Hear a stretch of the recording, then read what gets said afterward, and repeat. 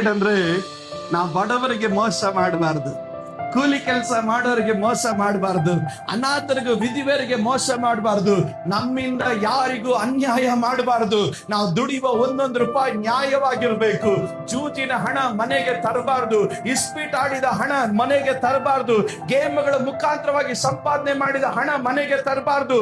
Bible ಏನ್ ಹೇಳುತ್ತೆ ಗೊತ್ತಾ? ನಿನ್ನ ಕಷ್ಟಾರ್ಜಿತವನ್ನು ನೀನು ಅನುಭವಿಸ್ತೀಯ, ನೀನ್ ಬೆವರು ಸುರಿಸಿ ಸಂಪಾದನೆ ಮಾಡಿದ್ದೆ ನಿನಗುಳ್ಳದು. ಬೈಬಲ್ ಹೇಳ್ತದೆ ಉಚಿತವಾಗಿ ಬಿಟ್ಟಿಯಾಗಿ ಫ್ರೀಯಾಗಿ ಬಂದಂತ ಹಣ ಅದು ನೆಲೆ ನಿಲ್ಲಲ್ಲ ಅಂತ ದೇವರ ವಾಕ್ಯ ಹೇಳ್ತದೆ. ಕಷ್ಟ ಬೀಳದೆ ಬರುವಂತ ಹಣ ಅದು ಒಂದು ಕಾಲದಲ್ಲೂ ನೆಲೆ ನಿಲ್ಲೋದಿಲ್ಲ. ನೆಲೆ ನಿಲ್ಲೋದು ಯಾವ್ದು ಗೊತ್ತಾ? ನಾವು ಬೆವರು ಸುರಿಸಿ ಕಷ್ಟಪಟ್ಟು ದುಡಿಯುವಂತ ಹಣನೇ ನಮ್ಮ ಹತ್ರ ಬರೋದು. ಆದ್ರಿಂದ ನಾನು ಹೇಳ್ತೇನೆ, ಮತ್ತೊಬ್ಬರದು ಒಂದು ರೂಪಾಯಿ ನಮಗ್ ಬೇಕಾಗಿಲ್ಲ, ಮತ್ತೊಬ್ಬರದು ಒಂದು ಸ್ಪೂನ್ ನಮಗ್ ಬೇಕಾಗಿಲ್ಲ, ಮತ್ತೊಬ್ಬರದು ಒಂದು ಇಂಚ್ ಜಾಗ ನಮಗೆ ಬೇಕಾಗಿಲ್ಲ. ಅಲ್ಲಿ ಕೂಲಿ ಮಾಡಿ